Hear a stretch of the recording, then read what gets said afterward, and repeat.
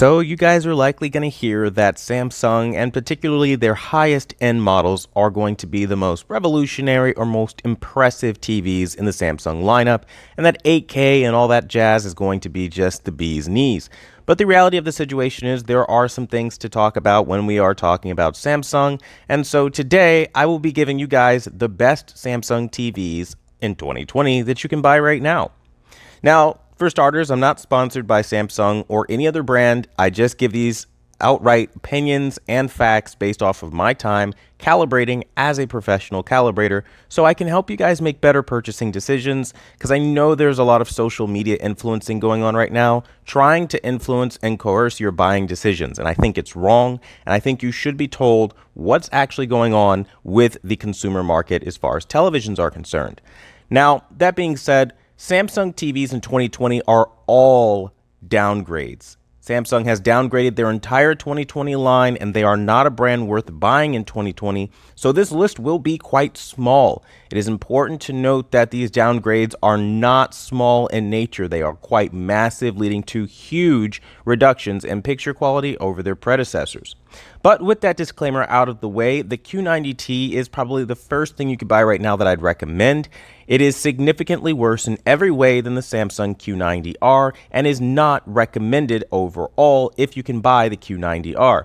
But that said, this is one of Samsung's best efforts in 2020. So if you are really desperate for a Samsung branded TV, only Samsung, then give it a go.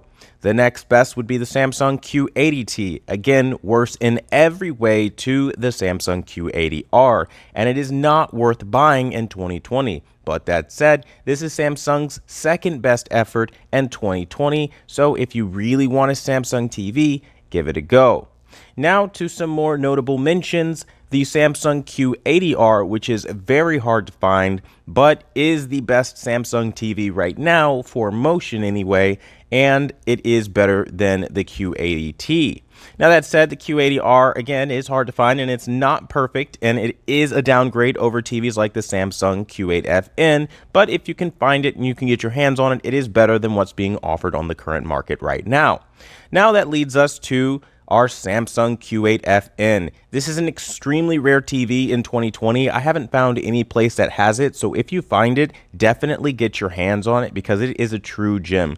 This is the best QLED that Samsung has ever made, in my personal opinion, and if you can grab it, definitely grab it before you miss out. I mean, you're getting a lot of picture quality for a relatively low to reasonable price point, especially at this timeline. So definitely make sure that you, again, just grab it if you can, because it's a great TV.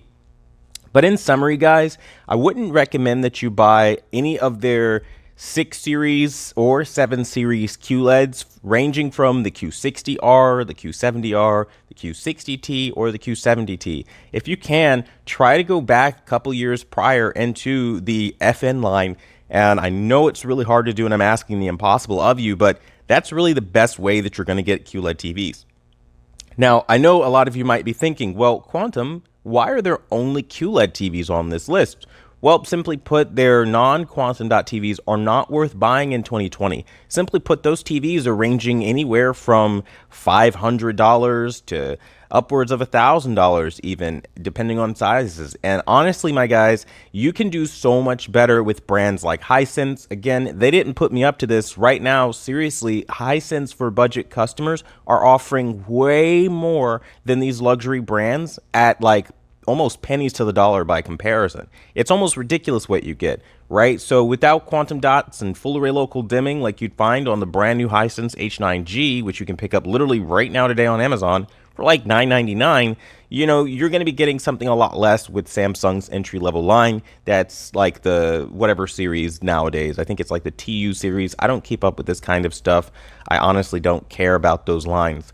But that being said, honestly, my dudes, those lines are full of gray black. They're not full array local dimming. They're edge-lit TVs, and they are neglected and really gimped on entirely. So seriously, in 2020, they're not worth buying. Like Quantum dot TVs are being found in Vizio, Hisense, and TCL, all for a load less. So definitely, if you're on a budget, and let's say you have even $500, let's really push it, right?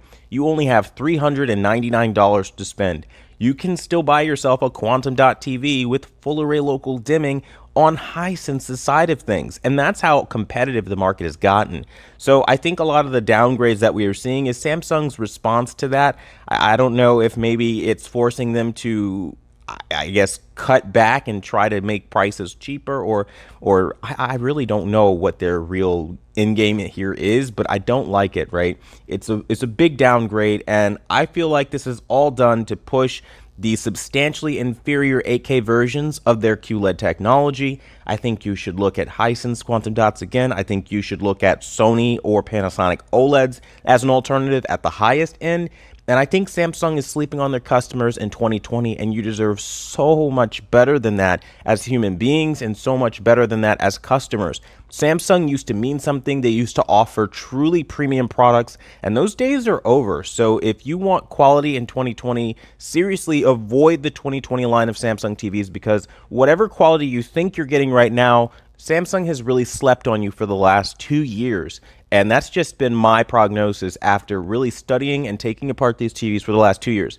I am the only person that has the heart to tell you this. I'm the only person that is not trying to get paid off or bought off to give you some fake information. And I know it might not be comfortable to hear, but I am doing this for your family's benefit. I'm doing this for your benefit. And I really hope you guys smack a like on this video for somebody out here caring about you and what's best for your interests. That being said, I want to thank you guys so much for watching the #1 brand in honesty, and smack a like again for fun videos like this. We'll be doing more of them, and until the next time, I'll see you guys later.